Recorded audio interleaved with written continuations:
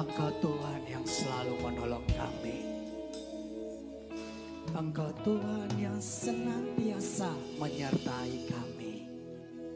Engkau Tuhan yang tidak pernah meninggalkan kami.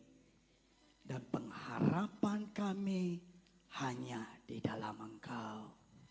Terima kasih Tuhan Yesus. Urapi hamba yang akan menyampaikan isi hati-Mu. Engkau sendiri ambil alih ya Tuhan. Berkaryalah Engkau sebebas-bebasnya. Dan setiap pribadi kami yang mendengar firman-Mu dimanapun saat ini berada.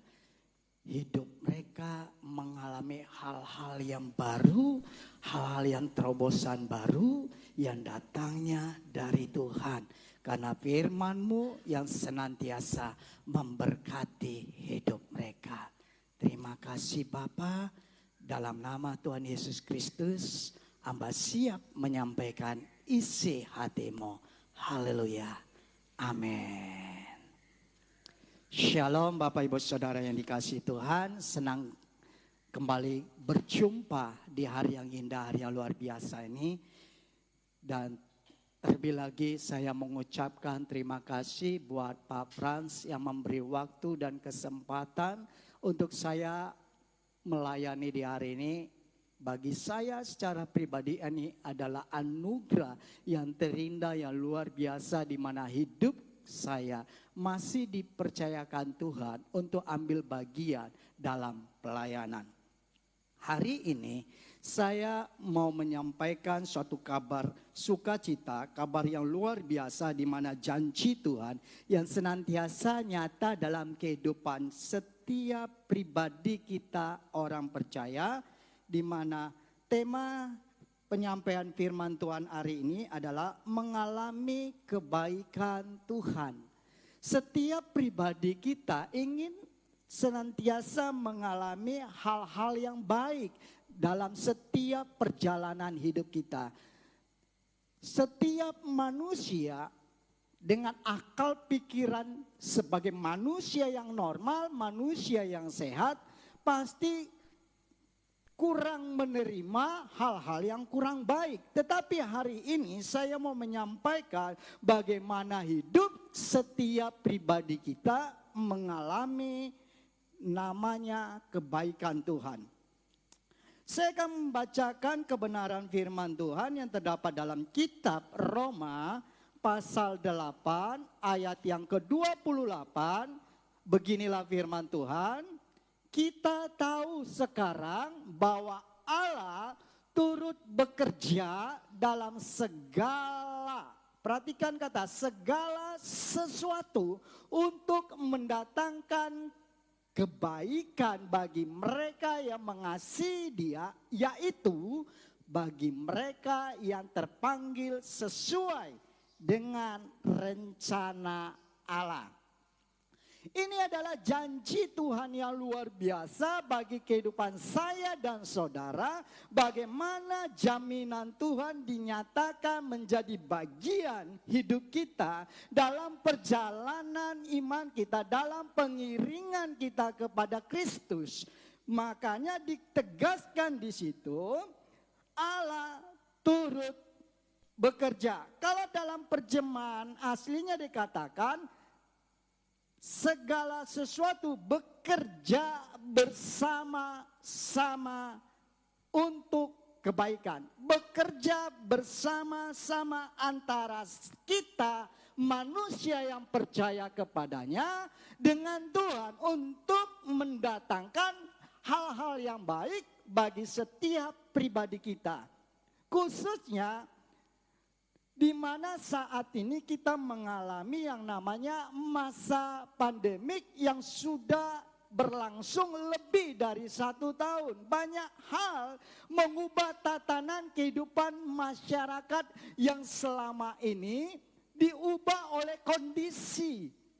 Tetapi biarlah hidup saya dan saudara, iman kita tidak beralih kepada ilah lain, karena iman kita tidak dipengaruhi oleh kondisi keadaan yang terjadi dalam hidup ini. Baik itu menyenangkan maupun tidak menyenangkan. Baik itu hal yang menguntungkan atau sebaliknya hal yang merugikan. Karena segala sesuatu justru itu mendatangkan kebaikan bagi saya dan saudara. Haleluya. Ini yang janji yang luar biasa. Karena apa? Karena hidup saya dan saudara adalah milik kepunyaan Tuhan semesta alam yang menciptakan langit dan bumi dengan segala isinya. Tuhan yang senantiasa menjamin masa depan saya dan saudara. Jadi seharusnya setiap orang percaya tidak mengalami namanya keputusasaan, kekecewaan, bahkan beralih kepada ilah-ilah lain. Kalau mereka menyadari dan memahami dan mengerti bahwa Allah yang mereka sembah adalah Allah yang menjamin kehidupannya. Seperti nyanyian tadi, Allah itu tidak akan pernah meninggalkan hidup saya dan saudara. Karena dia adalah sumber pengharapan saya dan saudara. Karena pengharapan di dalam Tuhan itu tidak pernah mengecewakan. Kalau kita berharap kepada manusia, bisa mengecewakan bahkan menyakitkan perasaan kita sebagai manusia. Oleh karena itu biarlah hari ini kita mau belajar sesuatu hal yang luar biasa, di mana kita diingatkan kembali supaya hidup kita menaruh pengharapan kita sepenuhnya hanya ke dalam genggaman tangan Tuhan. Haleluya. Menjadi pertanyaan dalam hidup kita, bagi siapa saja yang mengalami kebaikan Tuhan itu? Bagi orang-orang yang bagaimana? Kalau Alkitab menegaskan di ayat pokok kita, Roma pasal 8 ayat 28 dikatakan tadi, yang pertama adalah bagi mereka yang mengasihi Dia. Artinya saya dan saudara adalah orang-orang yang mengasihi Dia. Kalau kita mengasihi Dia, saya yakin dan percaya jaminan Tuhan itu menjadi bagian kita. Bukan hanya kita peroleh, tapi kita nikmati. Jadi kita adalah orang-orang yang dikatakan orang-orang yang berbahagia. Kenapa? Karena kita mendapatkan berkat Tuhan, karena kita memperoleh janji Tuhan, plus menikmati janji Tuhan itu. Karena buat apa kita diberkati dengan limpah tapi tidak bisa menikmati berkat itu.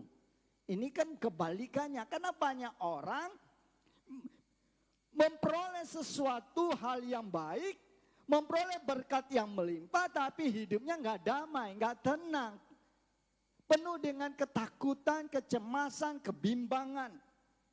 Ini adalah gambaran kehidupan manusia yang tidak ada di dalam Tuhan. Yang tidak menaruh harapannya, kepercayaannya ke dalam Tuhan.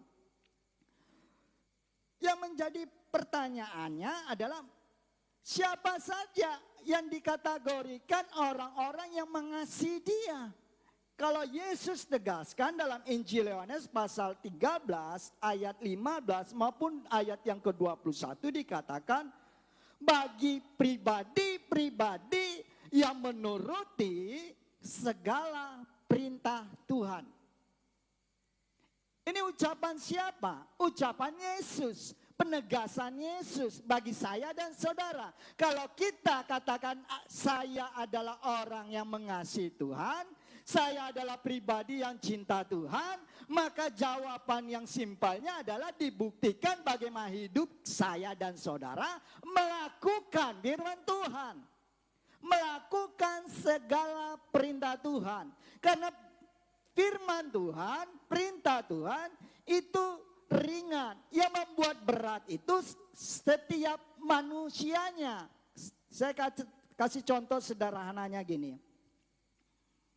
Kalau kita mencuci baju setiap hari, itu kan ringan. Coba kalau kita tumpukan paket itu dalam skala yang lebih lama, dalam jangka panjang, kira-kira bebannya jadi ringan atau jadi berat. Yang pastinya saya katakan semakin kita tunda pekerjaan itu, maka itu justru memberatkan kita sendiri. Sama halnya dengan firman Tuhan. Ketika perintah satu disampaikan dalam hidup kita, maka kita kerjakan itu langsung. Ada actionnya, ada tindakannya, maka itu meringankan. Tapi ketika kita menunda-nunda, maka ada perintah yang selanjutnya, maka hal itu menjadi hal yang berat. Karena apa? Karena keputusan kita yang memberatkan perintah itu. Yang selanjutnya dikatakan, siapa yang mengalami kebaikan Tuhan itu? Kalau kita perhatikan di ayat pokok kita dalam kitab Roma pasal yang ke-8, ayat 28 tadi dikatakan, bagi mereka yang terpanggil sesuai dengan rencana Allah.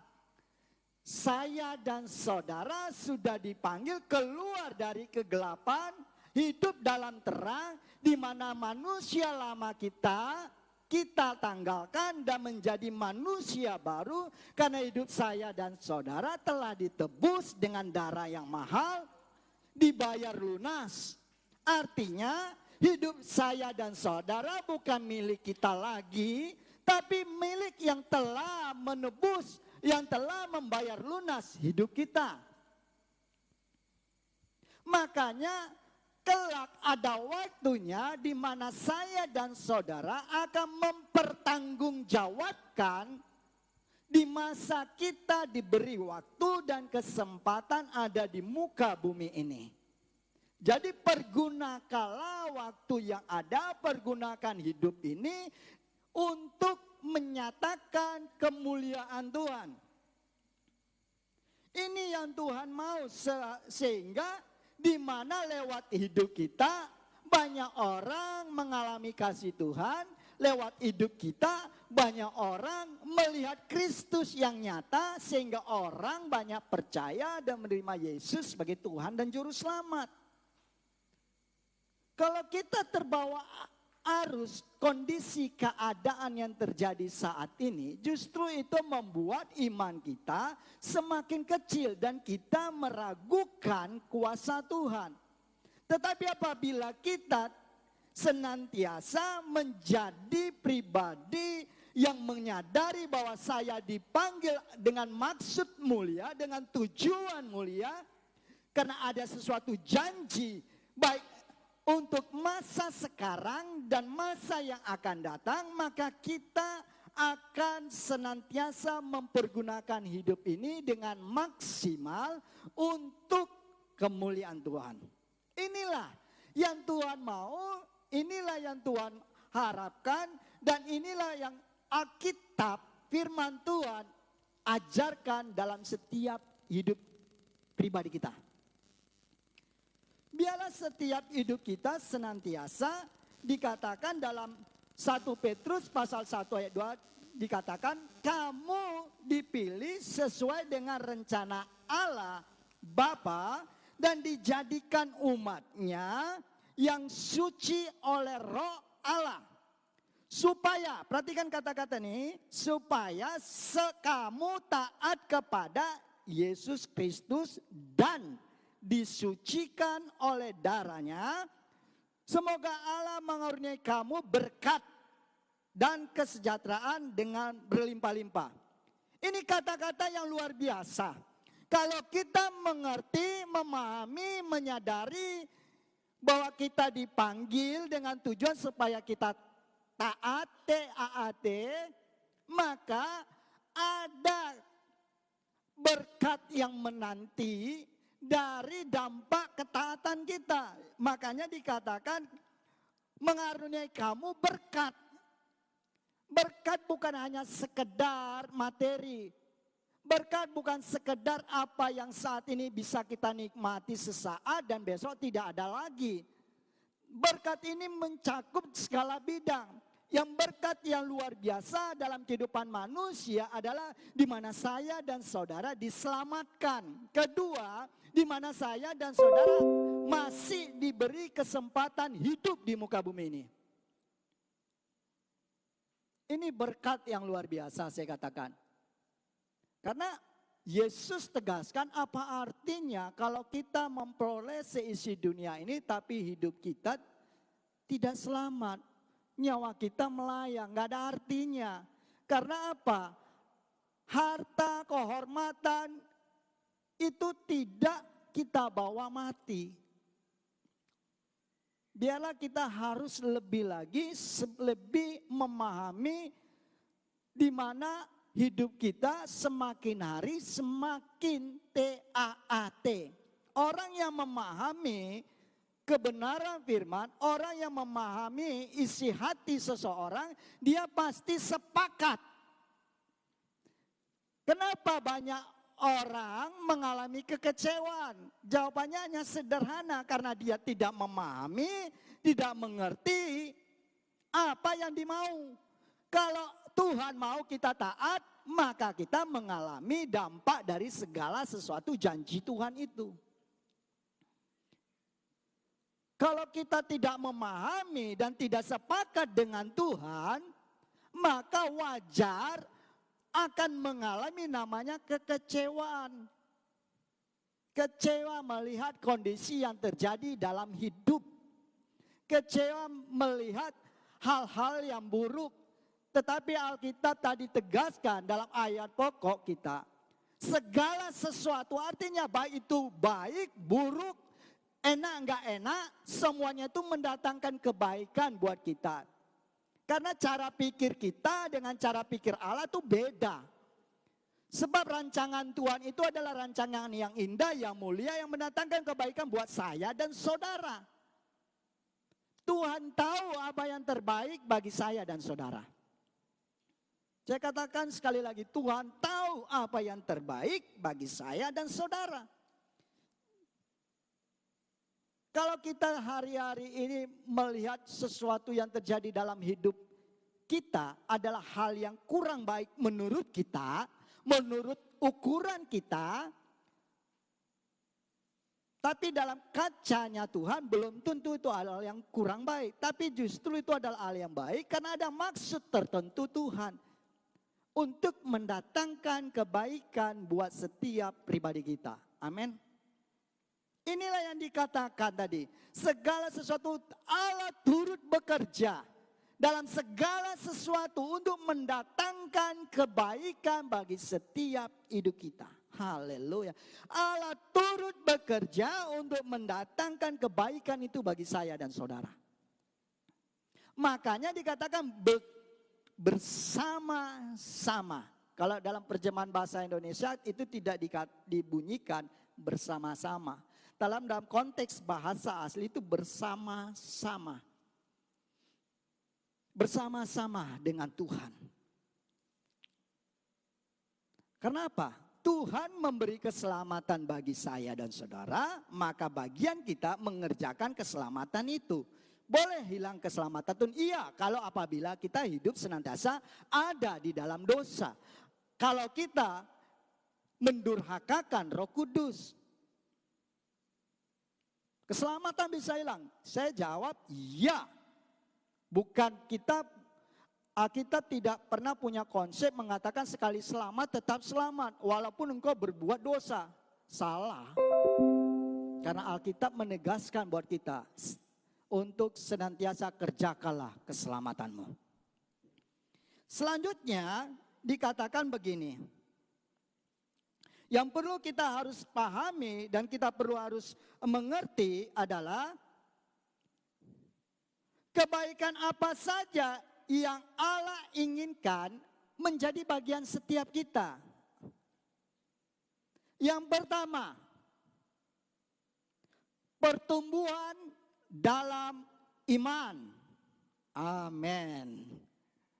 Pertumbuhan dalam iman. Karena dalam kitab Efesus pasal 4 ayat 13 dikatakan, sampai kita semua telah mencapai kesatuan iman dan pengetahuan yang benar tentang anak Allah, kedewasaan penuh dan tingkatan pertumbuhan yang sesuai dengan kepenuhan Kristus. Artinya kita menjadi segambar dengan Kristus. Amin.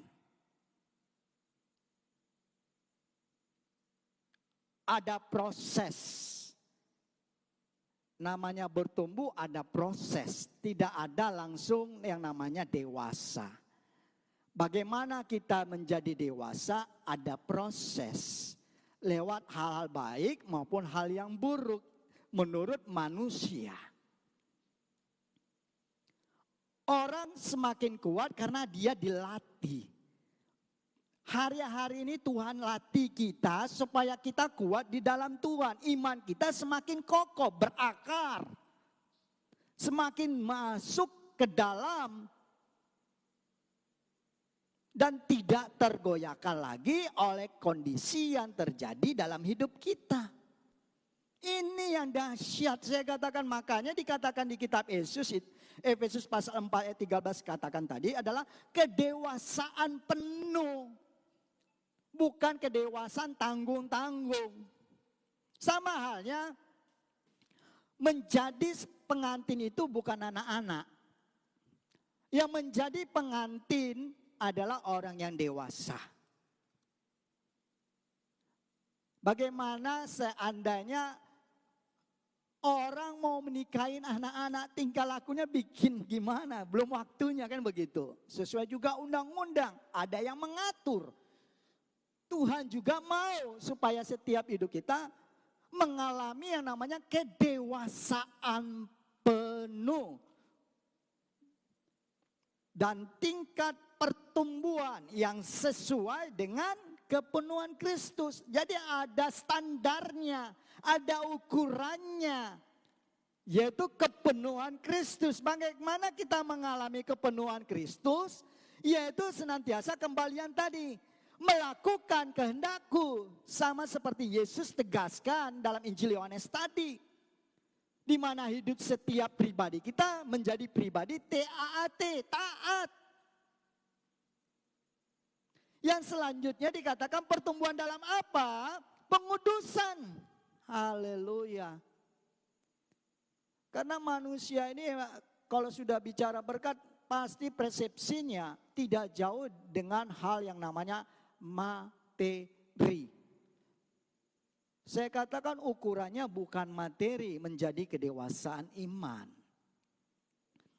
Pengudusan, ini yang Tuhan mau, pertumbuhan dalam pengudusan kita. Dikatakan di dalam Roma pasal 6 ayat 22 ditegaskan gini. Tetapi sekarang setelah kamu dimerdekakan dari dosa dan telah kamu menjadi hamba Allah, buah yang membawa kamu kepada pengudusan dan kesudahannya yaitu hidup yang kekal. Amin. Kebaikan yang kita alami dalam pertumbuhan itu selain iman adalah pengudusan. Di mana kita dimurnikan lewat kejadian hal-hal yang tidak kita harapkan. Karena apa? Keselamatan adalah tanggung jawab setiap hidup saya dan saudara. Tuhan beri keselamatan sebagai kasih anugerah bagi manusia, maka kita harus mengerjakan. Karena tidak boncengan untuk ke surga. Ini yang perlu kita harus pahami. Karena kebenaran firman Tuhan. Karena ada waktunya ketika Tuhan datang, ada yang tinggal, ada yang terangkat.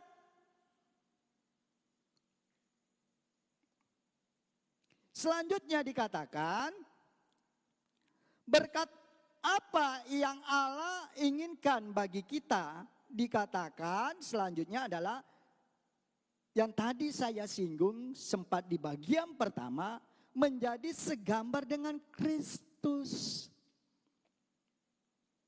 Orang yang segambar dengan Kristus meninggalkan manusia lamanya, hidup mengenakan manusia baru. Orang yang segambar dengan Kristus hidup menghasilkan buah. Amin. Buah apa? Kalau kita perhatikan di Matius pasal 3 ayat 8 dikatakan, hasilkanlah buah yang sesuai dengan pertobatan. Yang pertama, buah pertobatan. Kalau dulu kita adalah penjahat, jangan jadi penjahat, kan gitu kan? Kalau dulu seorang penipu, jangan jadi penipu. Jangan jadi, saya katakan jangan terbungkus hanya topeng rohani. Sama seperti Yesus tegur orang-orang Farisi dengan kata, hai orang-orang munafik. Kalau kita hanya membungkus dengan hidup kita topeng rohani, tapi tidak ada actionnya, TAAT tadi, maka sama hal yang dikatakan Paulus dalam Yakobus, kita menipu diri sendiri. Karena apa? Karena kita tidak menjadi pelaku firman. Iman tanpa perbuatan hakikatnya mati. Artinya ada tindakan yang nyata, ada actionnya. Ini yang Tuhan mau. Bagaimana hidup saya mengalami namanya kebaikan yang dari Tuhan itu. Di mana hidup saya mengalami pertumbuhan iman, pertumbuhan kekudusan. Yang selanjutnya saya menjadi segambar dengan apa yang saya sembah. Kalau saya sembah adalah Kristus, Tuhan pencipta langit dan bumi ini, maka saya harus segambar seperti Dia. Amin. Inilah yang dikatakan mendatangkan segala kebaikan. Karena kondisi bisa mengubah manusia. Saya katakan kondisi bisa mengubah manusia. Tetapi ikan tidak akan terpengaruh oleh arus air. Karena ikan itu hidup. Kalau ikan itu mati pasti terbawa arus. Kalau orang Kristen, orang percaya imannya bertumbuh, dia tidak akan terbawa arus. Amin. Biarlah iman kita bertumbuh. Menjadi pribadi-pribadi yang dewasa di dalam iman kita di hadapan Tuhan. Karena takarannya ada. Seperti yang firman Tuhan katakan, kepenuhan Kristus itu. Biarlah hidup saya dan saudara mengalami kebaikan Tuhan tadi. Di mana Tuhan yang menjamin hidup saya dan saudara. Di mana Tuhan yang senantiasa menyatakan janjinya bagi saya dan saudara. Karena kita memiliki pengharapan di dalam Kristus yang tidak mengecewakan. Shalom, Tuhan Yesus memberkati kita semua. Haleluya. Mari kita tundukkan kepala kita mau berdoa. Bapa dalam sorga yang kami panggil dalam nama Tuhan Yesus Kristus, kami mengucap syukur.